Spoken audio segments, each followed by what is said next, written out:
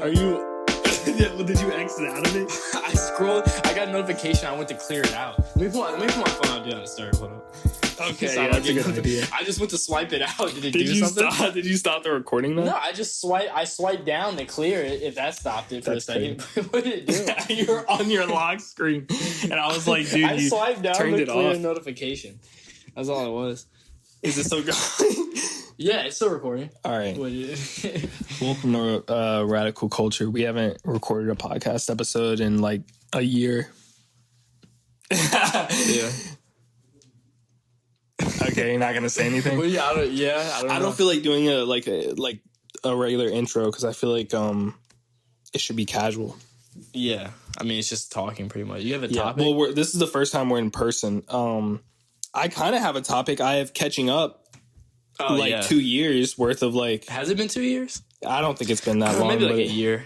It's been maybe a little longer. It's been. I feel like we always start a podcast episode talking about how long it's been. How long it's been since the last one. So we're gonna talk about right now, I guess. I wanted to make a podcast episode though about us watching and reading the Lord of the Rings books and movies and all that kind of stuff, but I think I'm going to save that. I figure since we haven't done like any podcast episode. Yeah, recently. Maybe make that like its own thing. Yeah, make it its own thing. Yeah. And I can't I don't think I could focus on like one singular topic at the moment. I don't know. You can. I don't know. I mean, current events, I guess, but like, I don't. Well, we never talked about the Kendrick and Drake beef. Oh yeah, that's a big one. We got to talk about that definitely. Yeah. But you're the passionate one about it, so you say something. I mean, yeah, I think it's just interesting. Like, it's two heavyweights going at it. Like, it's same as like, you know, when Ali fought George Foreman, I guess. Oh, it's like that's not the comparison I thought you were going at. But what do you think I was doing? I don't know. I wasn't thinking about it, but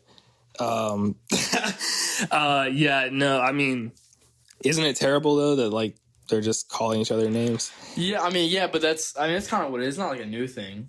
Like, no, it's not new necessarily, but I don't know if it's a good thing necessarily. Yeah, I mean, like, I don't know if I guess good music came out of it.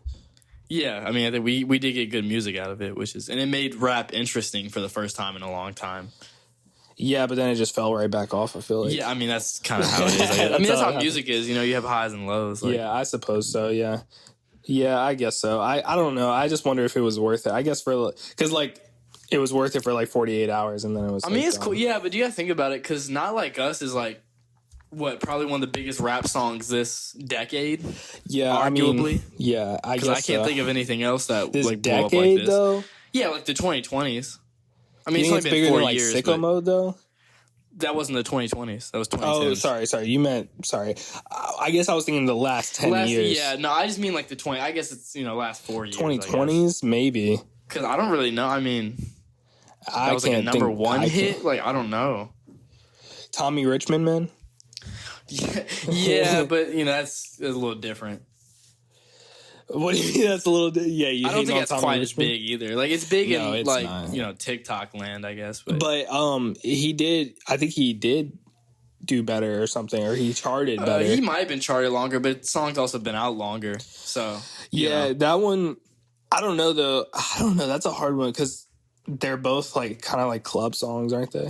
Kind of. Yeah. It's like a West Coast kind of banger. Like, we have to respect Tommy Richman because he's from Virginia. Yeah, he is from Virginia. Because he's one of Brent Faiyaz's artists, and isn't he from Virginia? Brent Faiyaz is, yeah. Except I feel like I've never even... This is bad, but I don't think I've heard a Brent Faiyaz song until like this year. Maybe this year? I've heard him on features and stuff, but I haven't heard like a solo He had like 2021 maybe is when he blew up. 2020, 2021. You think so? He's been around for a while though. I know he's been around for a while. It's like, I don't know, this is going to sound bad too. It's like Pharrell. I feel like really came into mainstream more recently, but he's been around for like ever.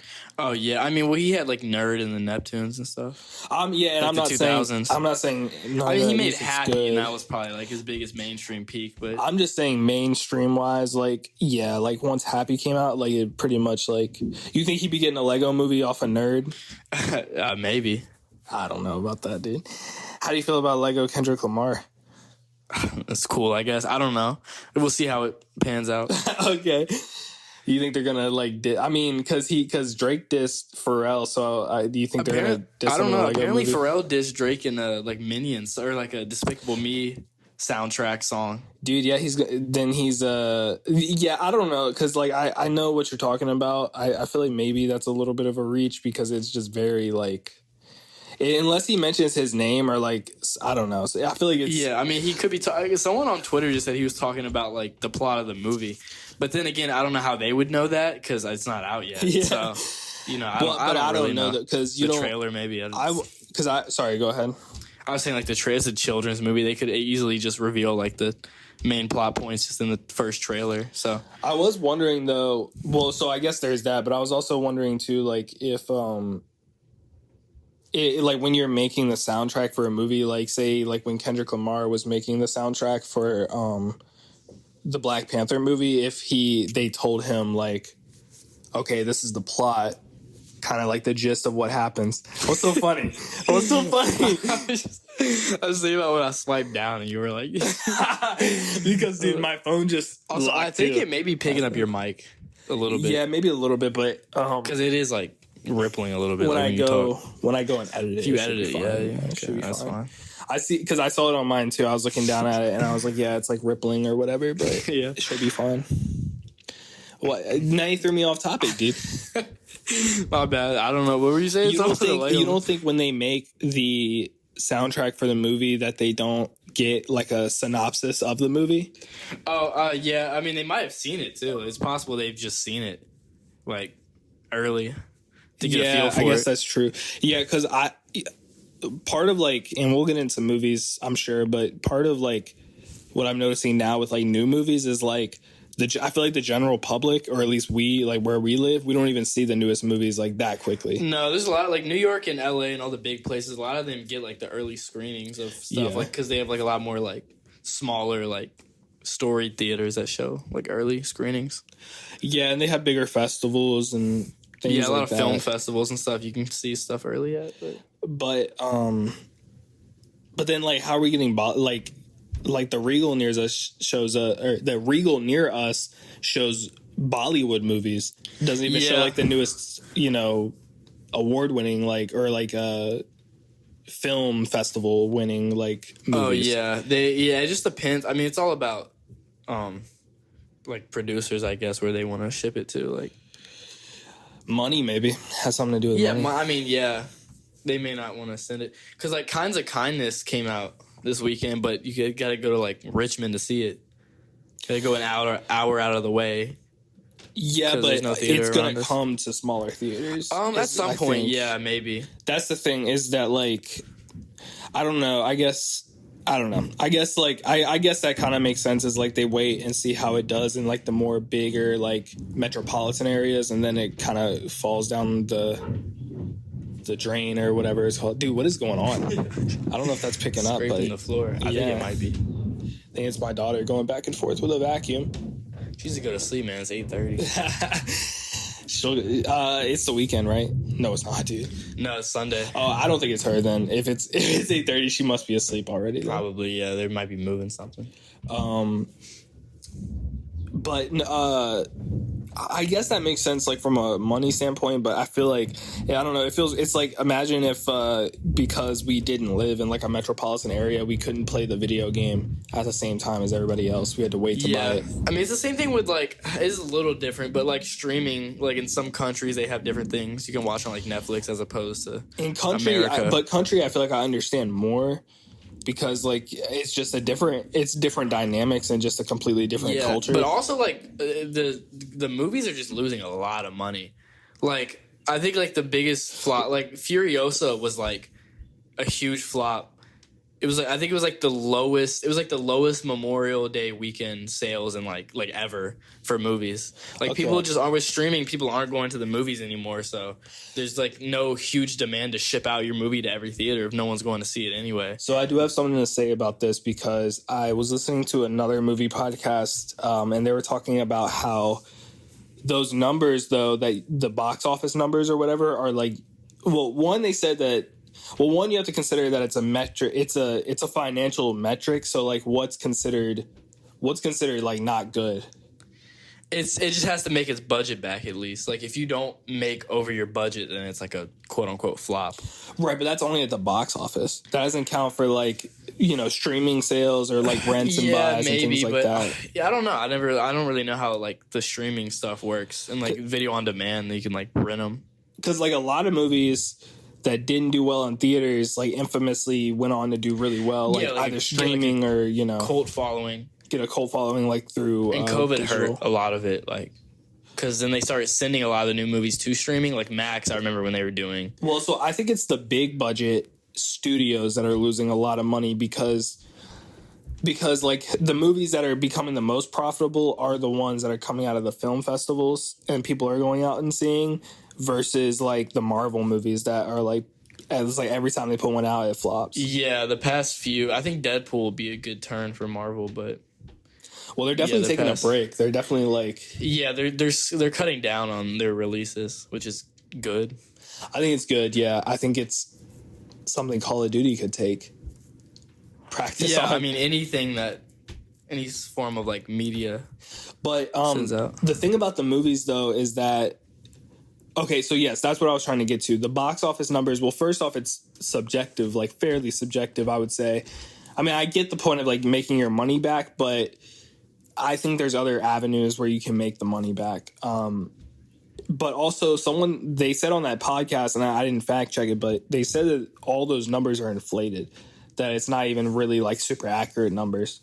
Yeah, I mean, that makes sense. I don't know like relatively how it all works. But I mean, yeah, I'm not acting like I do either, but I was just letting you know that Furiosa has nothing but like fantastic reviews. Yeah, so all I feel like pretty good reviews. I feel like it's not a flop, really. No, it's not a flop in the sense of like how well it was received per se, but like because I know George Miller, like he has like 2 more Mad Max movies that he wants to get greenlit, but if it's not making money, then it's very possible they just won't let him make it. But if they know the fans like it, I mean, I don't know, because it's kind of it's corporate greed. I mean, it's... Well, that's how but also it's a big budget one. It's not like it's some indie film and they're like, oh, let's see the reception, and then you can kind of build off that. Like, I guess so. In a way, I kind of like it because these big corporations are kind of... They're losing out on the cookie cutter movies that can just like make money easily, and because I think they thought with the new Kong movie that they could just make money like super easily with it because it was a Kong Godzilla title. Yeah, and it's crazy because that actually did make like solid money, I think. Well, I guess it goes to show that name is still... it reaches the audience, like, because that's the one that like kids are gonna go see.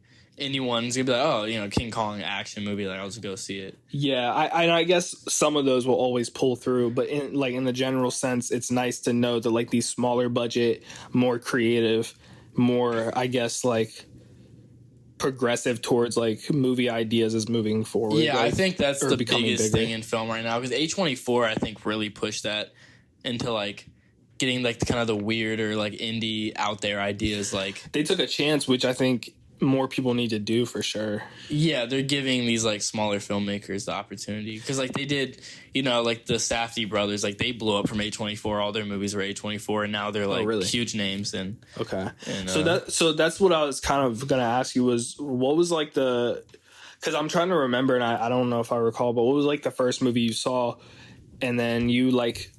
Then that's when you started attributing like, oh, it's an A24 film, like it's gonna be like good. I don't know. I'm trying to think of the first A24 movie. I want to say the first comes to mind is maybe X. So that's what came to my mind too, but I feel like maybe I knew about because I feel like Hereditary was A24. That was a few years. Maybe before. That's what it was. Like Midsummer was also a few years. But also but those might have been the first ones you've seen, and you didn't really connect the dots yet until it got to X, and it was kind of getting more popular. That's probably what happened. I want to say A24 like kind of really blew up as like, oh, these are like good movies like around that time, like because they had like Hereditary and stuff like, you know, 2018. 2019-ish. Yeah. But I think like the 2020s was like really like, oh, this is...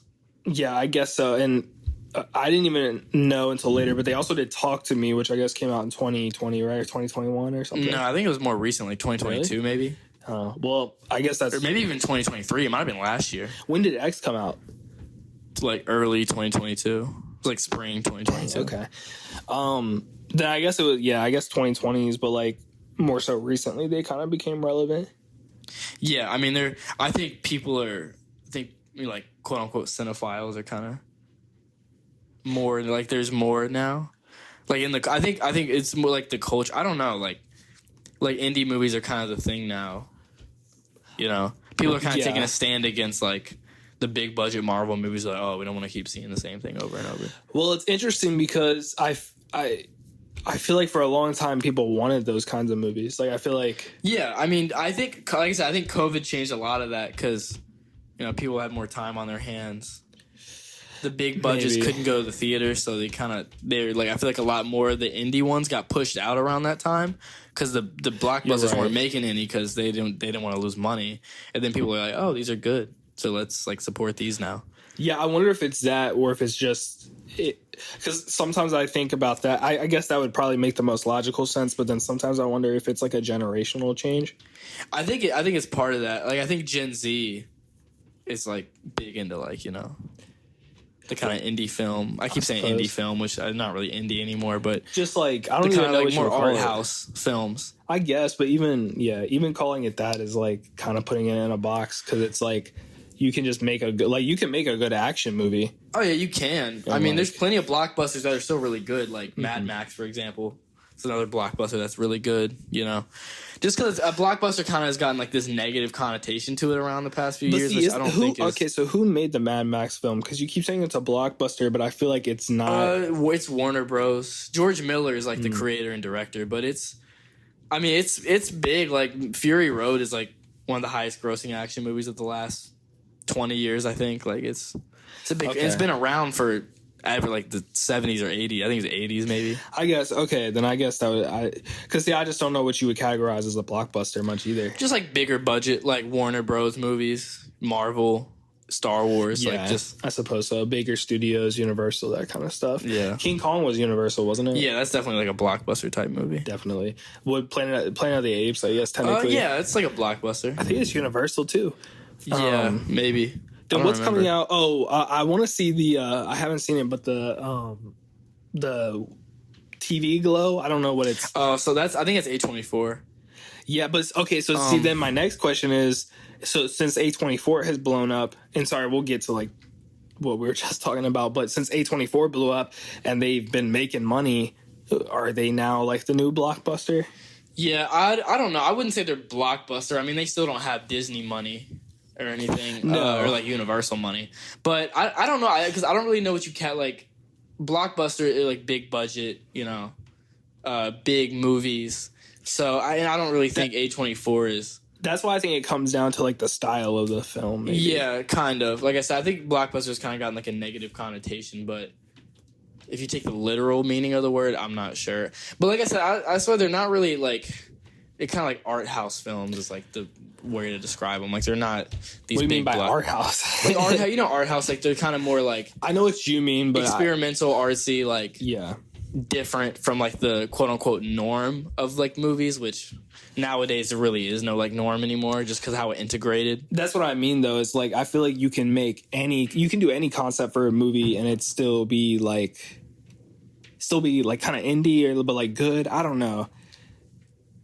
Yeah, I don't know. I guess I know what you mean by blockbuster, like when people say it and like when we say it, but it is an interesting dynamic, like I guess how it comes around, because I wonder if like, and maybe I'm just thinking too deep into it, but like just in the future, A24 will be the new blockbuster. Yeah, like that style of movie could be like the new, like you think it's gonna be a new thing that's gonna come along. People are gonna be like, oh, I suppose seeing the A24 weird movies. I don't want to see that anymore. But maybe it's just a generational thing, because like Dad doesn't like ever like care if it's like A24. Yeah, no, they don't really. He wants to see the Meg 3 whenever it comes out. He's like, oh, Denzel Washington's in this. I'm gonna watch it. That's like most dads of that. I don't want to say like of that generation, because it makes me sound like snobby or whatever, but like just of his age, I guess. Yeah, they have like actors they like that they like, I guess. But the same for us. Like we have actors we like. Yeah, I mean, there's like a lot of new actors like, oh, I want to go see, you know. If you hear purring, by the way, my cat is sitting on me. so I apologize, but he's being a good boy, so I got to give him scratches. Ryan, you hate it when they jump on you? I don't hate it. I don't like things on me, like animals. Why? Any animal? Yeah, I don't know. I mean, maybe if it's my animal and I have like a, I would hope if it's your animal, if I have like a connection to it, willing to hold it. I don't know. I'm just not like, it's just, I don't know. Well, not to expose you. I was gonna say you made me sound like a bad person, but we'll cut that out. Is your recording still going? Yeah, it's still going. My phone is at like 10% though. Oh, damn. I just got the notification. We can wrap it up. We can keep it super short. We can keep it about the movies since we're probably going to talk about the movies again in the next podcast. Yeah, I know we always say we're going to do another one soon and it doesn't happen. Well, I think if this way works out, then we'll just do it like this from now on. But yeah, we'll have to wait and see. Yeah, well, hopefully you guys keep listening. We're going to keep trying to make episodes. But if it's a year from now, then...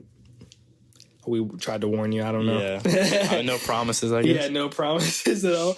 You know, it's funny. I went on to I was just looking at the podcast on Apple, and it was saying, I guess for Apple you have to set how often you upload an episode, and I put every week or something, and it said the last podcast episode was 1 year ago. Yeah.